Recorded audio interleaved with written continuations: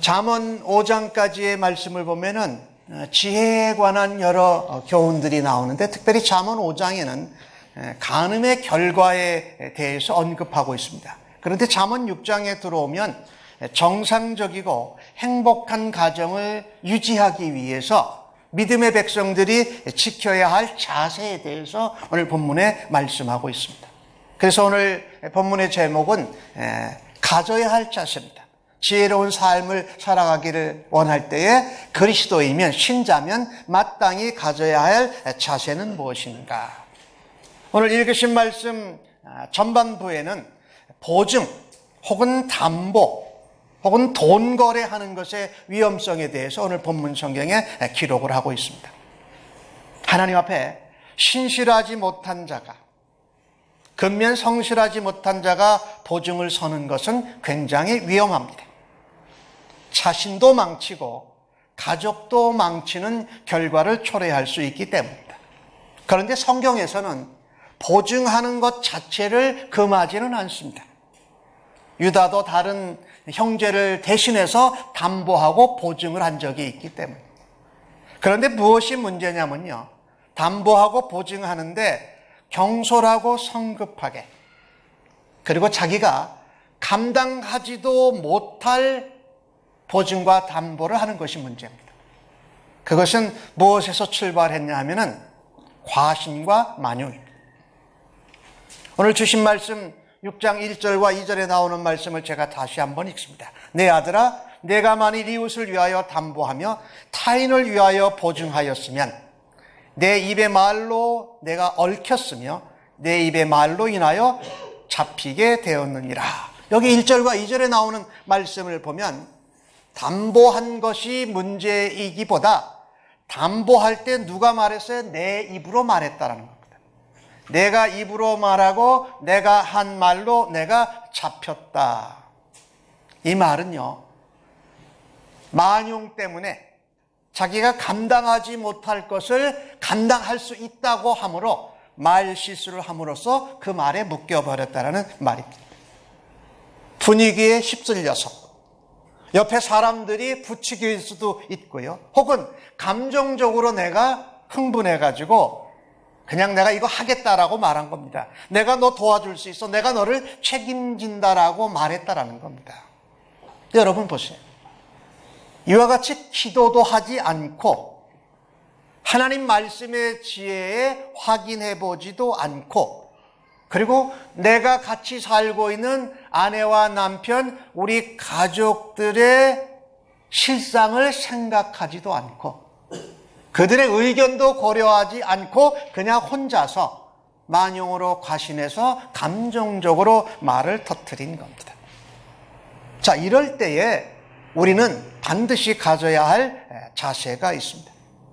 감당하기 어려운 일, 감당하지 못한 일을 결정을 내릴 때는 반드시 하나님 앞에서 심사숙고해야 합니다. 반드시 하나님 앞에서 심사숙고하는 자세로 살아야 됩니다. 감당하기 힘들고 결단하기 어려운 문제는 무엇보다도 하나님 앞에서 심사숙고하는 자세로 살아라. 그 중에 하나가 재물 문제입니다. 우리도 그리스도인이지만 이 땅에서 살면서 재물이 필요합니다. 때로는 재물이 모자랄 때도 있고 재물이 넘쳐날 때도 있습니다. 그런데 이 재물 문제에 대해서 특별히 하나님의 원리를 따라서 올바르게 심사숙고하고 판단하고 결정하는 자세로 살아야 한다. 돈 거래, 담보, 보증하는 것은 상당히 위험성이 갖춰져 있습니다. 그래서 경솔하게 너무 신속하게 결정해서는 안 된다라는 겁니다. 근데 당시 이스라엘 유다 나라에는 이익을 얻기 위해서가 아니라 가난한 자기 동족을 돕기 위해서 돈을 빌려주곤 했습니다. 그런데 동포에게 돈을 빌려주었을 때는 이스라엘 유다 백성들은 이자를 받지 않습니다.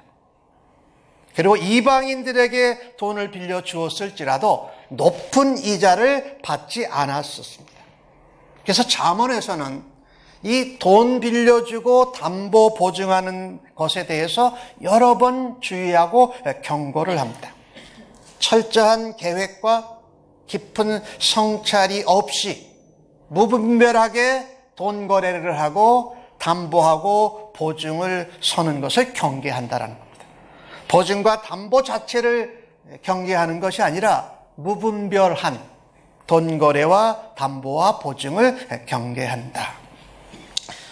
보증을 선 일이 잘못되면요, 담보를 대신 잡아주게 되면 그 책임을 지느라고 재산을 잃습니다. 자기가 해야 될 일을 제대로 못합니다. 그리고 가족을 돌보지 못하게 됩니다. 그런데 이것은 하나님께서 믿음의 백성들에게 바라시는 일이 결단코 아니라는 일입니다.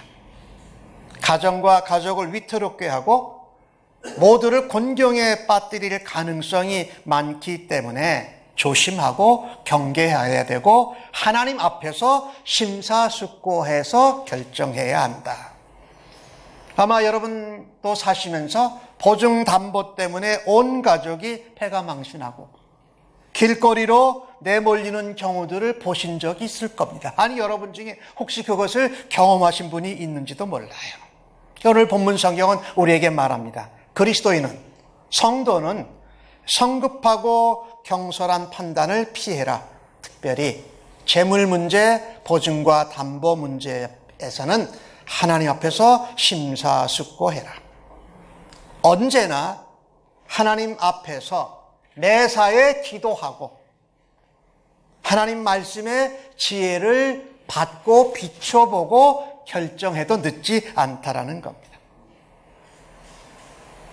만용으로, 과신으로, 감정과 분위기에 휩쓸려서 돈 거래와 담보와 보증을 결정한다면 순식간에 어려움을 당하게 될 것이라는 겁니다. 나도 가족도 말입니다. 그래서 그리스도인들은 매사에 그래야 하지만 특별히 내가 감당하기 어려운 문제에 대해서는 하나님 앞에서 심사숙고하고 규모 있고 균형 있는 삶을 추구해야 할 책임이 있는 줄로 믿습니다. 우리가 그렇게 하나님 앞에서 자세로 살아드리기를 원합니다. 특별히 돈 거래, 담보, 보증 이런 문제로 힘든 경우에는 책임감 있게 그 선택을 한 것을 감당해야 합니다. 근데 지혜로운 사람은 어떤 사람입니까? 하나님을 알고 그분을 경외하는 사람입니다. 그 사람은 이런 문제가 일어나지 않도록 미리 주의 깊게 심사숙고하고 하나님 앞에서 상의하고 결정한다라는 말입니다.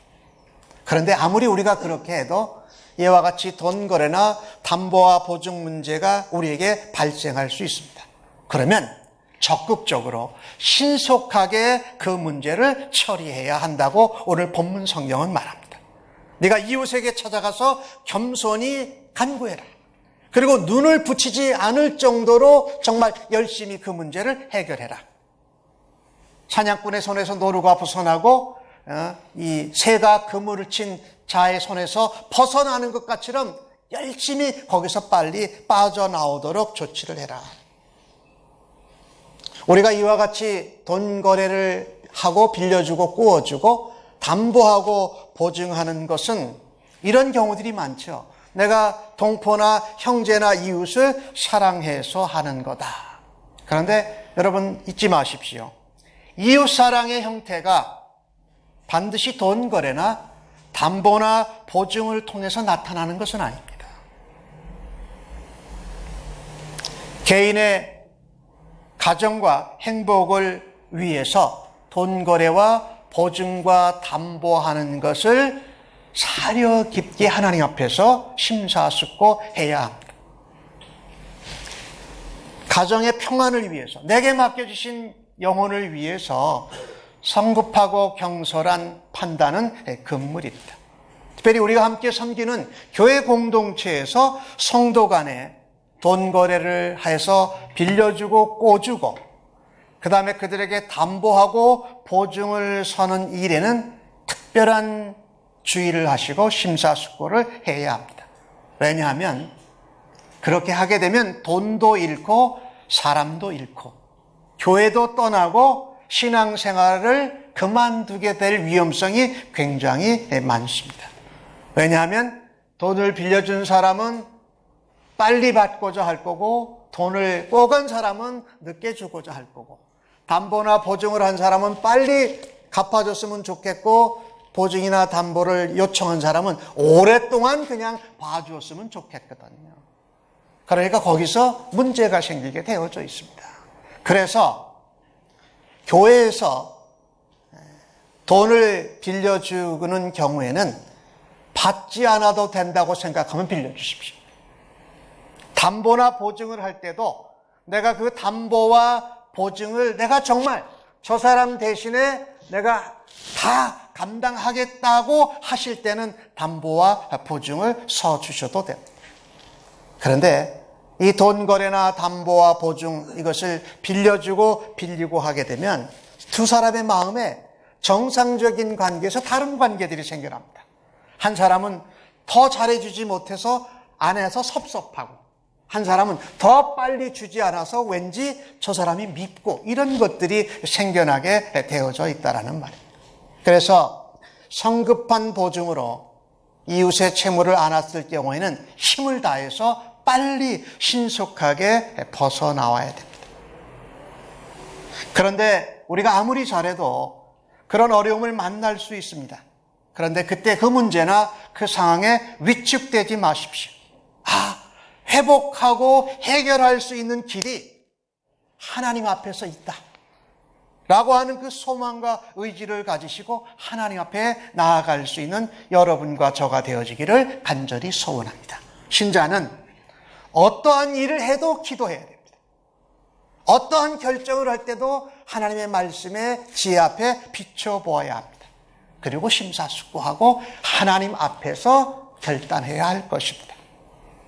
무슨 일을 할 때 주도 면밀하게 계획을 세우고 후회하지 않을 선택을 하면서 살아가야 한다는 겁니다.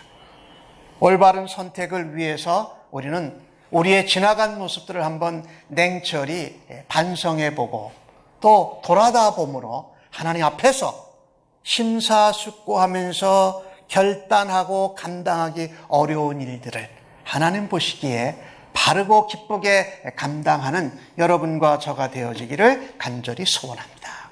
오늘 주신 말씀 가운데 우리 예수 믿는 사람들이 마땅히 가져야 할 자세 중에 두 번째는 게으른 자에 대한 경고에 대한 말씀입니다. 오늘 주신 말씀에 나오고 있는데 누구를 얘기로 들었냐면 게으른 자를 개미에게서 배우라고 했습니다. 보잘것없고 연약한 곤충인 개미는 겨울을 위해서 미리 양식을 준비합니다.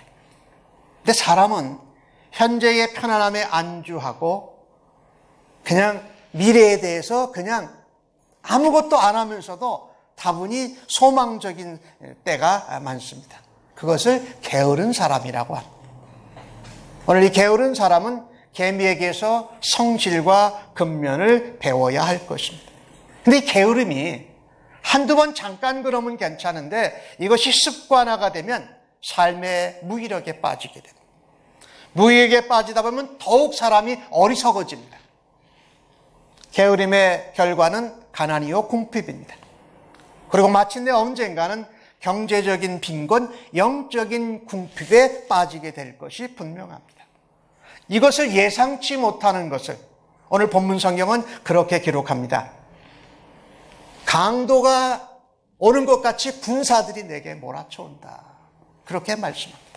오늘 주신 말씀 6장 6절에 나오는 F과 8절에 나오는 말씀을 다시 한번 저랑 같이 읽어보십시다. 나오죠? 시작. 게으른 자여 개미에게 가서 그가 하는 것을 보고 지혜를 얻으라. 개미는 두령도 없고 감독자도 없고 통치자도 없으되 먹을 것을 여름 동안에 예비하며 추수 때에 양식을 모으니라.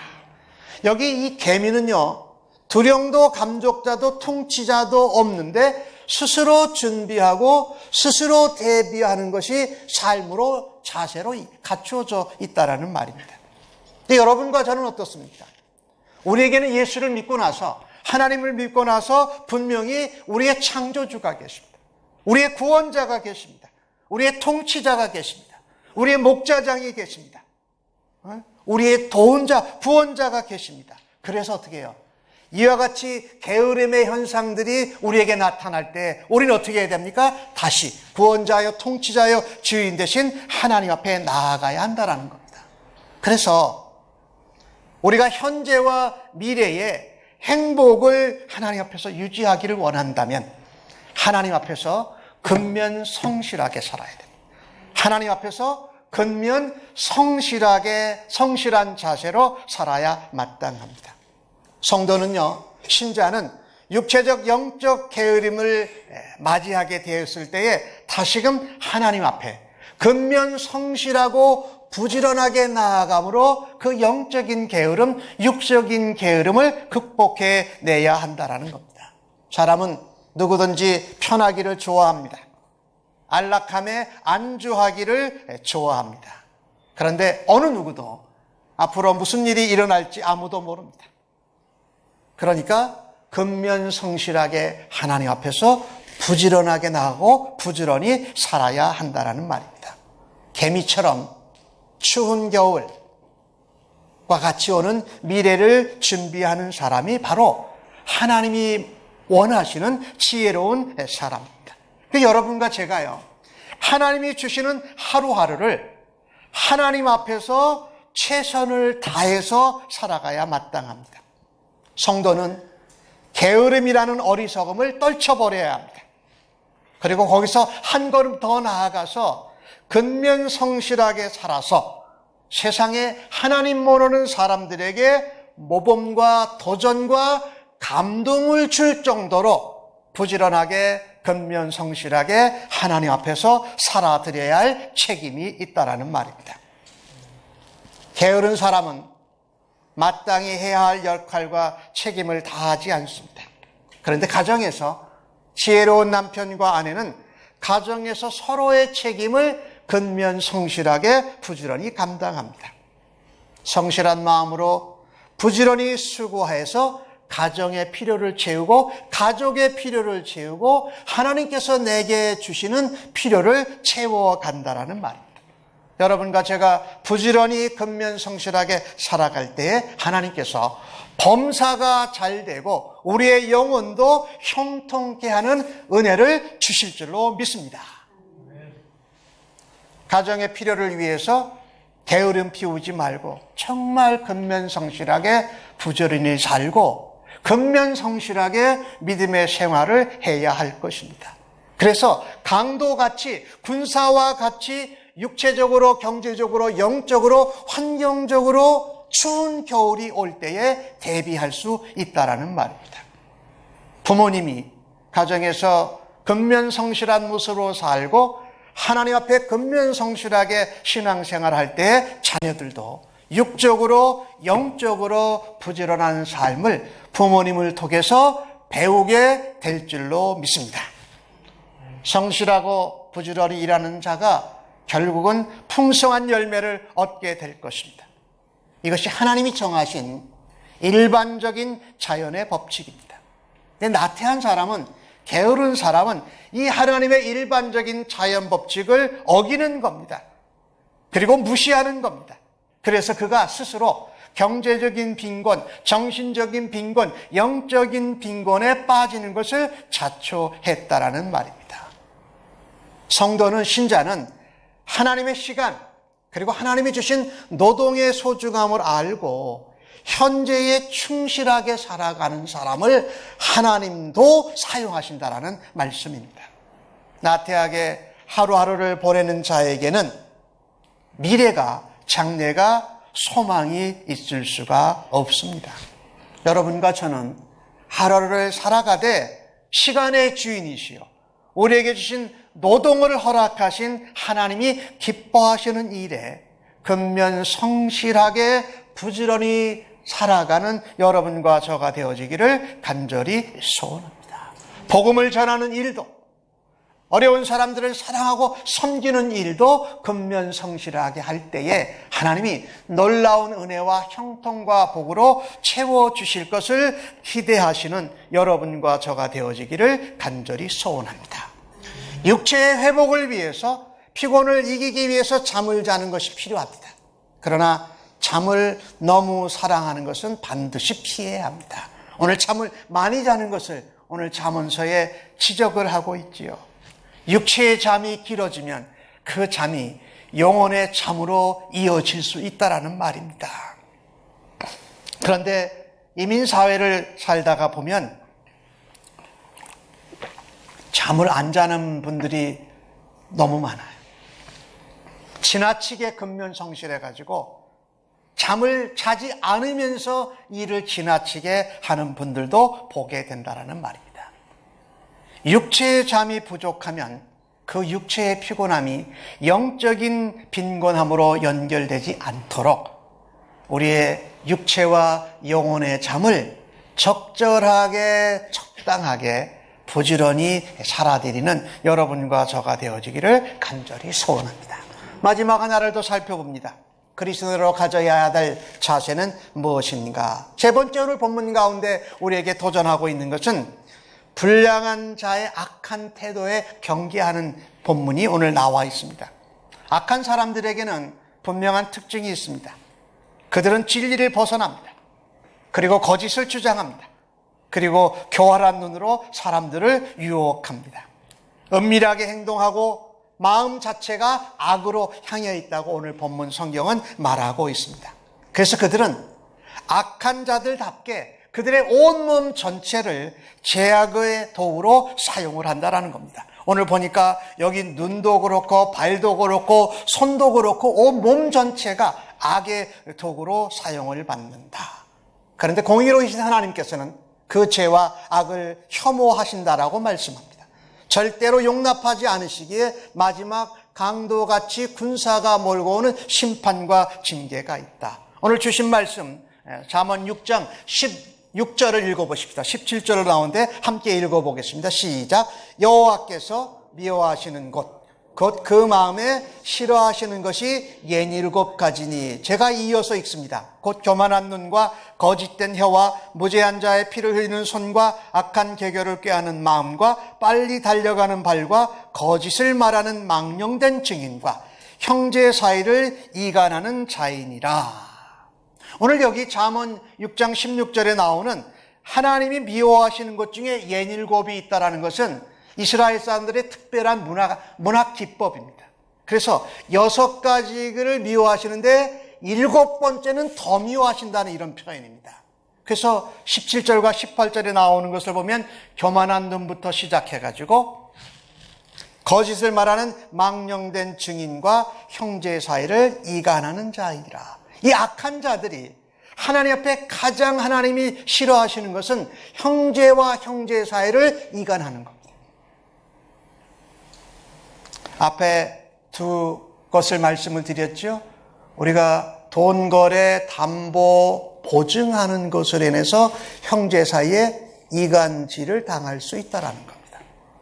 내가 하루하루를 하나님 앞에서 근명성실하게 살지 않고 게으르고 나태하게 살면 그 게으름이 성도와 성도 간에 이간을 시킬 수 있다는 말입니다. 또 그리고 오늘 여기 주신 말씀에 보니까 악하게 사는 사람들의 하나님이 가장 싫어하시는 것 중에 하나가 형제와 형제 사이를 벌려지게 한다라는 말입니다. 이것은 너무너무 악한 것입니다. 왜냐? 예수님께서는 이 땅에 하나님과 죄인을 화목케 하는 일로 오셨고 그 벌어진 간격을 메꾸어 주셨는데 악인은 형제와 형제 사이를 이간하는 일을 한다라고 해서 이것이 하나님 앞에 아주 악하다는 말씀입니다. 그래서 오늘 주신 말씀을 통해서 성도는 이 세상 가운데에서 구별되고 거룩한 삶을 살기 위해 하나님 앞에서 의의 병기로 살아드려야 됩니다. 의의 병기로 살아야 된다. 악의 병기, 악의 도구가 아니라 하나님의 의의 도구, 하나님의 의의 병기, 축복의 통로로 살아드려야 된다. 우리가 살아가는 믿음과 영적인 수준은 우리의 삶에서, 일상생활에서 어떻게 생각하고 어떻게 말하고 어떻게 행동을 하느냐에 밀접한 관련이 되어져 있습니다. 악한 사람의 마음은 악을 지향했기에 그 나오는 말과 행동은 거의 악합니다. 거짓, 음란, 속임수가 가득해서 그 모든 기간이 하나님의 의의 병기가 아닌 악의 도구로 사용을 받게 된다는 말입니다. 하지만 성도는 자신의 몸을 하나님이 기뻐하시는 의의 도구로 하나님의 손에 드려야 한다는 말씀입니다. 여러분과 제가 살고 있는 이 하나님을, 예수님을 모시고 있는 우리의 육체의 몸은 성령님이 거하시는 하나님의 전인 것을 우리는 잊지 말아야 해요. 악한 생각, 악한 말, 악한 생각을 바라는 것이 아니라 좋고 선한 말과 생각을 행동으로 옮기는 의의 병기로 하나님 앞에 쓰임받기를 간절히 소원합니다. 매사에 하나님 앞에서 그분의 영광과 그분의 아름다움과 존귀를 드러내는 삶을 살아드려야 한다는 겁니다. 모든 예수 믿는 성도, 신자 한 사람 한 사람이 하나님의 메신저, 하나님의 메신저들이 되어야 한다는 말입니다. 우리가 살아가는 모습, 우리가 하는 말을 통해서 세상 사람들은 우리를 통해서, 우리의 말과 우리의 행동을 통해서 하나님을 알고 그리스도를 깨닫게 된다는 말입니다. 그들이 예수 그리스도의 사랑, 예수 그리스도의 생명, 예수 그리스도의 은혜를 경험할 수 있도록 하나님 앞에서 구별된 거룩한 의의 병기와 하나님의 축복의 도구들로 살아갈 수 있기를 예수님의 이름으로 간절히 축복합니다. 그래서 우리는 온 몸과 마음을 다해서 거룩하고 구별된 삶을 살아야만 합니다. 그래서 우리의 삶 가운데 할 수만 있다면 악하고 불량한 사람들과 어울리는 것을 피해야 합니다. 오히려 선하고 하나님 앞에 아름답고 착한 사람들과 교제하는 것을 더 열심을 내야 한다. 아무리 우리가 선하고 착해도 악한 사람의 영향을 받아서 얼마든지 악하게 전락할 가능성이 있는 연약한 존재입니다. 성경은 말하지 않습니까? 누구든지 선줄로 생각하는 자는 뭐예요? 넘어질까 조심하라라고 말씀하고 있습니다. 우리의 몸과 마음과 영혼이 우리도 모르는 불식간에 악에 물들지 않도록 늘 깨어서 하나님 앞에 기도하고 늘 말씀의 지혜 가운데 비침을 받으면서 하나님 앞에서 구별되게 거룩하게 하나님과 친밀하게 살아가는 여러분과 제가 되어지기를 간절히 소원합니다. 그래서 악은 어떠한 모습이라도 멀리하고 선으로 악을 이겨내는 삶을 살아들여서 하나님 앞에는 영광이요 세상에게는 생명과 감동을 주는 주의 백성들 되시기를 간절히 소원합니다. 어느 젊은 자매가 하나 있었습니다. 근데 그 자매는 이름이 걸어다니는 종합병원이었습니다. 이것저것 수술을 받은 것이 여러 곳입니다. 심장이 약합니다. 그래서 또 혈압이 낮은데 아주 위험할 정도로 혈압이 낮습니다. 1년 동안에 병원을 가지 않은 날이 거의 없을 정도로 그렇게 몸이 약합니다. 그런데 이 걸어다니는 종합병인 이 자매가 갑자기 생기가 돌기 시작했습니다. 말랐던 몸에 살이 붙기 시작합니다. 혈압도 정상으로 돌아왔습니다. 그런데 그 이유를 보니까 그 걸어다니는 종합병인 그 자매에게 남자친구가 생긴 겁니다. 그래서 하루에도 몇 번씩 그 남자친구가 전화를 하는 겁니다. 그리고 약속을 해서 데이트를 하게 되면 하루 온종일 함께 있습니다. 근데 이 자매는 남자친구와 함께 있게 되면 그렇게 말을 한다고 합니다. 나는 우주에서 가장 행복한 여자라고. 다른 것이 없었습니다. 그 걸어다니는 종합병원이었던 그 자매에게는 함께 동행하는 사람이 있었다. 여러분, 우리가 이와 같은 재물의 문제, 우리가 영적인 게으름의 문제, 혹은 우리가 악한 영향을 받을 때에 우리와 동행하는 분이 누구십니까? 바로 임마누엘 하시는 우리의 구원자 되신 예수님이 아니십니까? 그분이 우리의 친구 되어주시고 성령님께서 우리의 도움자가 되어주시고 아버지 하나님께서 우리의 주권자가 되어주시기에 하나님 앞에서 우리의 삶의 모든 재물의 문제, 감당하기 어려운 결단을 하나님 앞에서 함께 심사숙고하시고 현재와 미래의 행복을 위해서 하나님 앞에서 근면성실하게 부지런히 예수님과 살아드리면서 세상을 향하여서는 구별되고 거룩한 삶으로 하나님의 의의 병기로 하나님의 축복의 도구로 사용받는 주의 백성들로 모두 다 사용받으시기를 예수님의 이름으로 간절히 축복합니다. 아멘. 기도하십시다.